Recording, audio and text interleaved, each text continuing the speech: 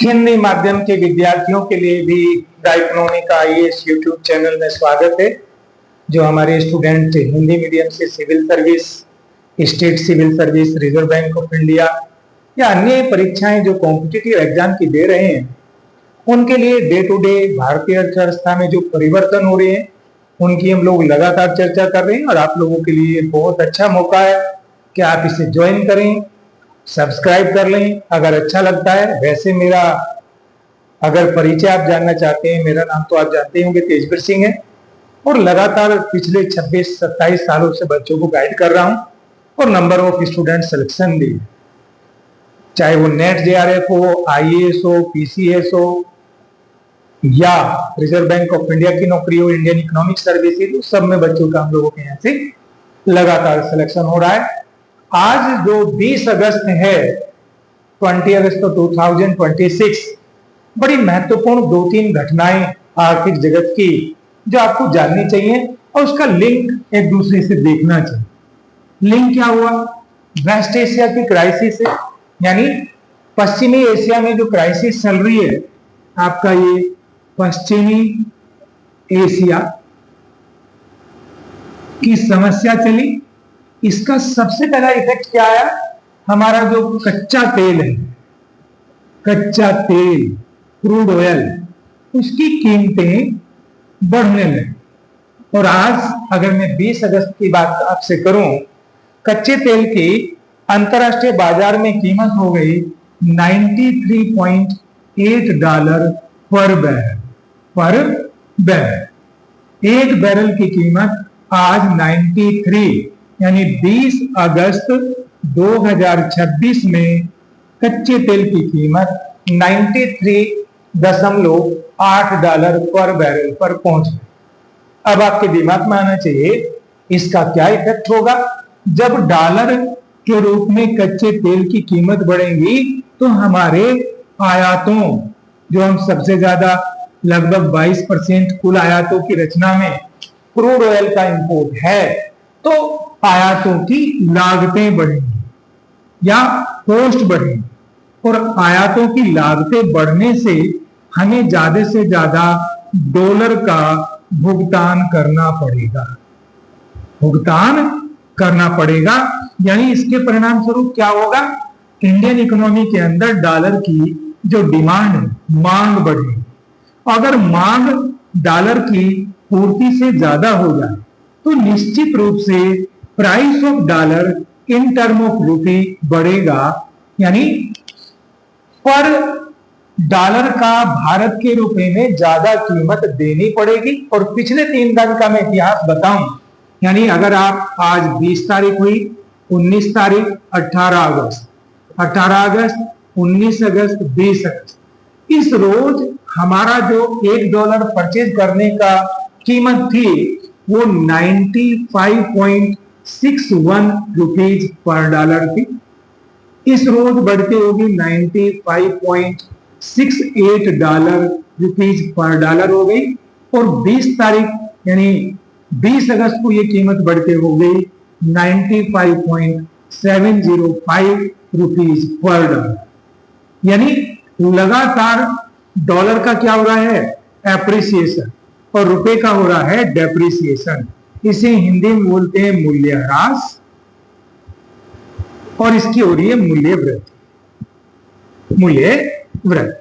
अब आपको वो मैकेनिज्म समझना है और आरबीआई बहुत ज्यादा सचेत क्यों है उन बिंदुओं पे। आज 20 अगस्त में आरबीआई ने बड़ी बड़ी घोषणाएं करी जिसकी मैं आपसे चर्चा करूंगा और आपको समझ में आना चाहिए। अगर हमारा रुपया डेप्रिशिएट होता है तो एक बाजार के अंतर्गत आरबीआई के पास एक नीति है जिसे हम बाजार स्थिरीकरण प्रक्रिया, मार्केट स्टेबलाइजेशन सिस्टम या बाजार स्थिरीकरण व्यवस्था सिस्टम है, जिसके अंदर आरबीआई क्या करता है? अंतरराष्ट्रीय मुद्रा बाजार में डॉलर की बेच और खरीद करता है। बेचेगा कब? बेचेगा तब जब भारत के रुपए का डेप्रिसिएशन हो रहा हो। और इन 3 दिनों यानी 18 अगस्त, 19 अगस्त, 20 अगस्त लगातार आरबीआई ने अंतरराष्ट्रीय बाजार में डॉलर की लगातार बिक्री की है। लेकिन उसके बावजूद भी रुपया लगातार डेप्रिशिएट होता चला गया। 0.61 से 0.68 से 0.705 तक चला गया। ये एक अच्छी स्थिति नहीं है।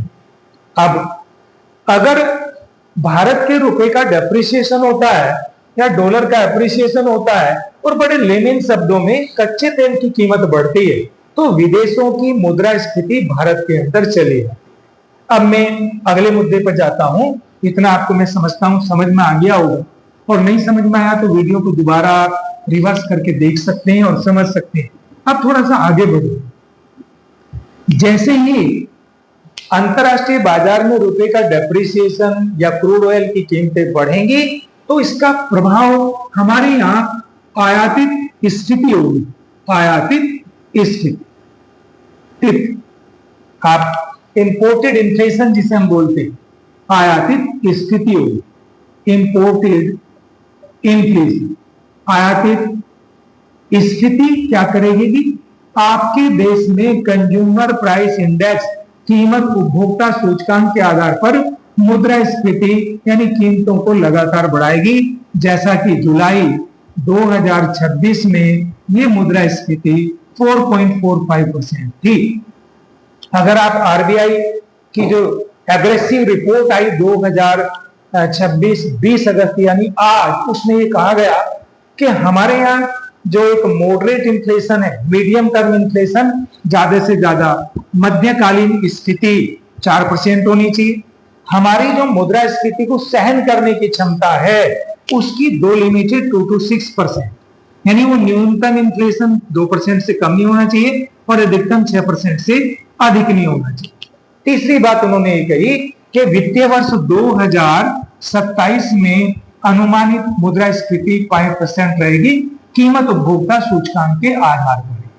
अगली बात उन्होंने कही, वित्तीय वर्ष 2027 में जो जीडीपी सकल घरेलू उत्पाद की समृद्धि दर है वो लगभग 6.7% वास्तविक रूप में रहेगी, यानी जब हम जीडीपी की गणना स्थिर कीमतों के आधार पर करेंगे।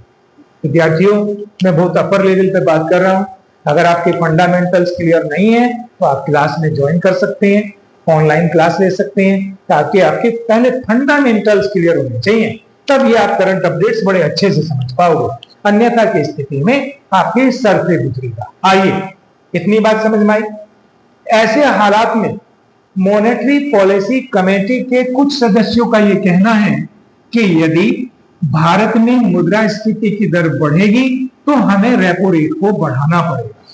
अभी जो 20 अगस्त तक हमारी रेपो रेट है, आपको पता होना चाहिए रेपो रेट क्या है, ये 5.25% है।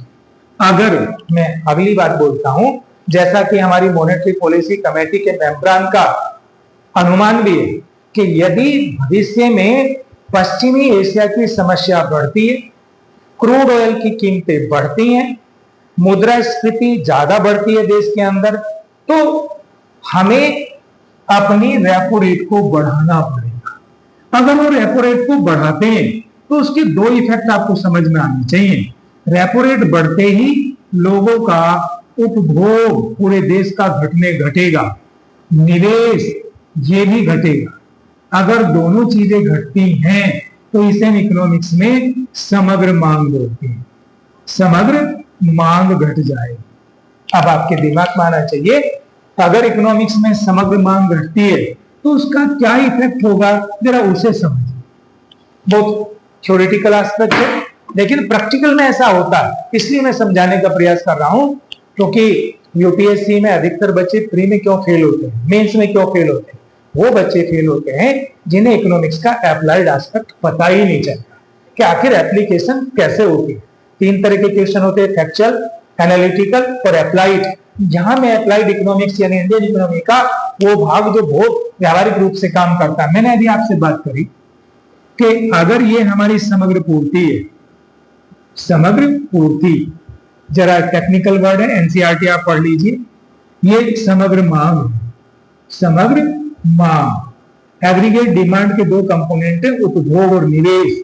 मैंने अभी आपसे चर्चा करी, अगर बैंक रेट बढ़ता है, पहले तो ग्रोथ रेट ये क्या करेगी, ये आपकी एग्रीगेट डिमांड है, एग्रीगेट सप्लाई है, और ये आय रोजगार और उत्पादन है, उत्पादन। तो सपोज हमारी राष्ट्रीय आय यहां है, आप जरा समझिए, अगर आरबीआई अपनी मॉनेटरी पॉलिसी के तहत स्थिति को काउंटर करने के लिए बैंक रेट में यानी रेपो रेट में वृद्धि करता है तो परिणाम क्या होगा? समग्र मांग घट जाएगी। पहले यहाँ थी हमारी समग्र मांग, अब घटेगा तो संतुलन नीचे आएगा, राष्ट्रीय आय की वृद्धि दर घटेगी, बढ़ेगी नहीं। राष्ट्रीय आय घटेगी, उत्पादन घटेगा, और जब भी किसी देश का उत्पादन घटता है तो टैक्स हमारा इससे रिलेटेड है, टैक्स रेवेन्यू कलेक्शन भी घटेगा, कर राजस्व भी घटेगा, जो हमारे देश में राजकोषीय घाटा, ये टेक्निकल चीजें बढ़ाना शुरू करेगा, और एक तरह का स्पाइरल क्रिएट हो सकता है, जो पिछले दिनों हुआ है, लेकिन अभी संभावना नहीं है। क्यों नहीं है वो भी मैं आपसे डिस्कस कर देता हूं। पहले ये समझिए, अगर फिस्कल डेफिसिट बढ़ता है तो फिर इन्फ्लेशन को जंप मिलेगा। ये कब होगा? फिस्कल डेफिसिट बढ़ने का सिंपल अर्थ ये है, अगर राजकोषीय घाटे में 1% की वृद्धि होती, ये इंपेरिकल स्टडीज है इंडियन इकोनॉमी, तो इन्फ्लेशन रेट में लगभग 0.6% की वृद्धि हो जाती है। ये लिंकेज देता है। अगर स्थिति बढ़ती है तो एक स्पाइरल सा शुरू होगा जो नेगेटिव डायरेक्शन में इकोनॉमी को ले जाएगा, बट ऐसी संभावनाएं बहुत कम है। क्यों है उसका मैं लॉजिक देता हूं। भारत के मैक्रो इकोनॉमिक फंडामेंटल बड़े स्ट्रॉन्ग है। नंबर 1, भारत विश्व की सबसे बड़ी उभरती हुई अर्थव्यवस्था के साथ साथ ग्रोथ रेट बहुत ज्यादा है। हमारा फॉरेन एक्सचेंज रिजर्व, अभी आरबीआई ने जितने भी कदम उठाए, लगभग $57 बिलियन देश के अंदर आया, विदेशी मुद्रा को आकर्षित, और हमारा विदेशी विनिमय भंडार $700 बिलियन पे पहुंच चुका है। बड़ा अच्छा एक लेवल है।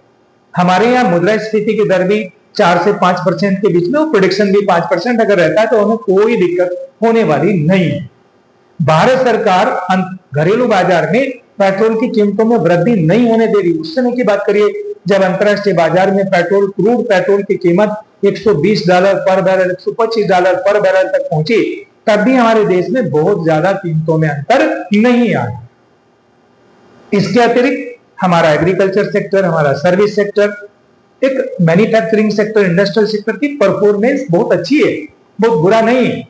ये सारे जो मैक्रो इकोनॉमिक फंडामेंटल वेरिएबल्स हैं, ये आपको सूचित कर रहे हैं कि आपको घबराने की जरूरत नहीं है। लेकिन हमारी आरबीआई मॉनेटरी पॉलिसी कमेटी बड़ा कॉन्शियस है, भारत सरकार भी कॉन्शियस है, हर क्षण हर बिंदु पर नजर रखे हुए है। ऐसे अगर आपको वीडियो को देखना है, समझना है, कोई प्रॉब्लम है तो आप कमेंट बॉक्स में कमेंट कर सकते हैं। समझ में नहीं आ रहा जिस बिंदु पे, हम पुनः एनालाइज करेंगे, और मेरा ये अनुमान है अगर आपको फंडामेंटल्स क्लियर नहीं है तो कुछ समझ में नहीं आएगा, उसके लिए आप ऑनलाइन क्लास ज्वाइन कर सकते हैं, ऑफलाइन क्लास ज्वाइन कर सकते हैं, और उसके लिए कॉन्टेक्ट में मुझसे कर सकते हैं 9999237051 या 970480 970170 970480 97 थोड़ा गलत है ये नंबर, 17048051।